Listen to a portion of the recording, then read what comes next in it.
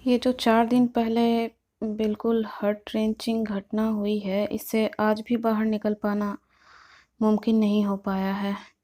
रोज़ सुबह जब नींद खुलती है तो आँख खुलने के पहले यही थॉट आती है कि सुशांत इज़ नो मोर।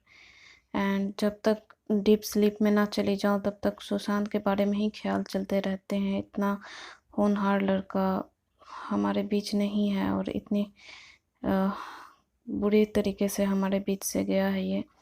जो भी बातें निकल कर आ रही है उसके खिलाफ तो कंगना बहुत पहले से ही आवाज़ उठा रही हैं और कॉफ़ी विद करण में भी उन्होंने करण के सामने ही बिल्कुल नेपोटिज्म के बारे में सब कुछ बोला था। मैं एक वीडियो लेकर आपके सामने आ रही हूँ जिसमें जब अनुपम सर ने कंगना से पूछा कि करण के शो पर नेपोटिज्म के बारे में बोलने पर आपके ऊपर क्या फ़र्क पड़ा, तो देखिए कंगना ने क्या जवाब दिया। I think again like I said, Anupam sir जब एक इंडस्ट्री में लोग साथ में काम करते हैं तो जाहिर सी बात है किसी तरह के वाद विवाद तो होते ही रहेंगे। ऐसा नहीं है कि जहाँ कहते हैं ना बर्तन है तो आवाज़ें तो आएंगी ही। तो उससे मुझे तो कोई फ़र्क नहीं पड़ा। मुझे लगता है कि जो मुझे कहना था I just said that and मेरा कुछ अपने लिए कोई वो नहीं है। मुझे इस वक्त पे ऐसा लगता है कि I am quite self sufficient.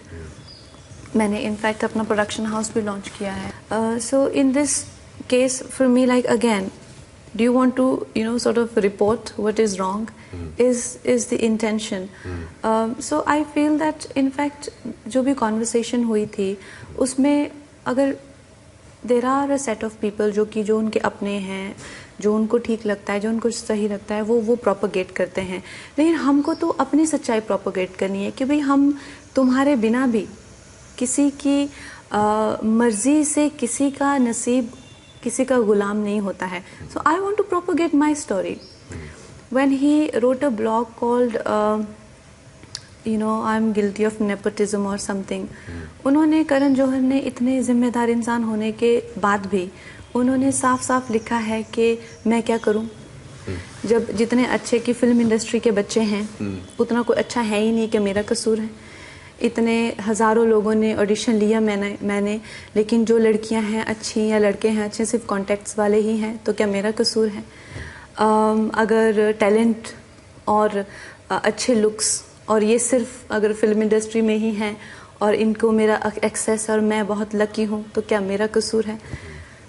तो अब इसमें मुझे ऑब्जेक्टिविटी कम और एक तरह की ब्रेन वॉशिंग ज़्यादा लगती है, जो कि ये इंग्लिश बोलने वालों ने जो इंग्लिश एटीट्यूड है ना कि इंस्टिल इन्फीरियोरिटी कॉम्प्लेक्स। क्या इंडस्ट्री सिर्फ रिस्ट्रिक्टेड है एक स्टूडियो में, दो स्टूडियो में? ये जितना भी टेलीविज़न इंडस्ट्री है, जितना भी फैशन इंडस्ट्री है, जितना भी फिल्म इंडस्ट्री है, क्या ये चार खानदानों से चल रही है? जितना टैलेंट, जितना जो भी आर्टिस्ट हैं हमारा जो इंडिया है चर्न आउट कर रहा है, उनको सबको आपने एक मिनट में गिरा दिया कि है ही नहीं, कोई चांस ही नहीं है, कोई मतलब भी नहीं है। ये तो झूठ है, ये झूठ है। ऐसा नहीं है, ऐसा नहीं है। हाँ, हो सकता है कि जो बच्चों ने बचपन से ही, with all due respect to them, बचपन से ही एक ऑडिशन की तैयारी की हो, fighting classes, diction classes, hair classes, skin classes, दौड़, ये सब। हाँ, obviously it will make an impact। जब वो अपने फर्स्ट ऑडिशन के लिए जाएंगे, it will make an impact, they will stand out। उनकी जर्नी हो सकता है थोड़ी इजी हो, लेकिन ऐसा तो नहीं है कि दूसरों के लिए कोई मतलब ही नहीं है। वो 10 साल बाद ये दो कमाल के एग्जाम्पल बैठे हैं। हाँ, हम लोगों ने मे बी 10 साल बाद सक्सेस मिलेगा उनको, लेकिन ये कहना गलत है कि देयर इज नो चांस। ये झूठ है। और अक्सर मैंने देखा है कि जितने भी इन फिल्मी फैमिली से आने वाले बच्चे हैं, वो अपने प्रिविलेजेस को ना समझ के वो अपने जितने भी उनको गाइडेंस मिलती है उसकी महत्वता ना समझ के हमेशा कहते हैं हम पे एक्सपेक्टेशंस होती हैं, हमारे पास ऑडियंस होती हैं, हमारा क्रिटिसिज्म करने के लिए लोग खड़े होते हैं। आप जानते हैं 10 साल लगते हैं ऑडियंस कमाने में। To be a nobody is the worst thing in this world. तो आप स्टार्ट वहां से करते हैं, आपकी ऑडियंस होती है, आपको इससे ज्यादा क्या चाहिए? आज 10 सालों बाद मुझे एक क्रिटिक मिला है, 10 सालों तक किसी को फर्क नहीं पड़ता था कंगना रनौत क्या कर रही है, जिंदा है कि मर गई. So वो you have to earn. Even your critic you have to earn. So this whole attitude कि हमारे पास तो इतने critics हैं, हम लोगों के तो इतनी audience है, audience just waiting for us to get launched so that they can decide what else do you want. You are starting from a point which one outsider might not reach in entire lifetime. So you are privileged. Let me put it this way. And yes, it's not your fault. It is not your fault, but at the same time, it's a democracy.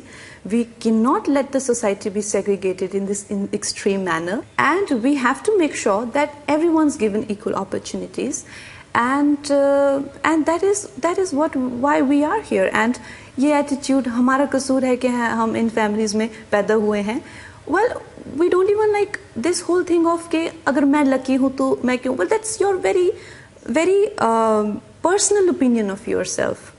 If you might feel that you're very fortunate, but looking at the kind of mediocrity you display, I might not think that. So stop feeding it to me that I'm the lucky one, so what? I'm the fortunate one, so what? You're feeding this to me. I don't think you believe that. तो सुना आपने, करण जौहर को बाहर से आने वाले किसी में भी टैलेंट नहीं दिखती, उसे सारे टैलेंट स्टार किड्स में नज़र आते हैं, इनसाइडर में नज़र आते हैं. वैसे सुशांत ने भी कहा था कि नेपोटिज्म से कोई प्रॉब्लम नहीं है, प्रॉब्लम तब होती है जब आप एक टैलेंट को आने से रोकते हैं. खैर, रेस्ट इन पीस सुशांत. मैं कोशिश करूँगी कि कुछ दिन बाद आप लोगों के सामने वीडियो लेकर आ पाऊँ, क्योंकि मैं अभी उस कंडीशन में नहीं हूँ.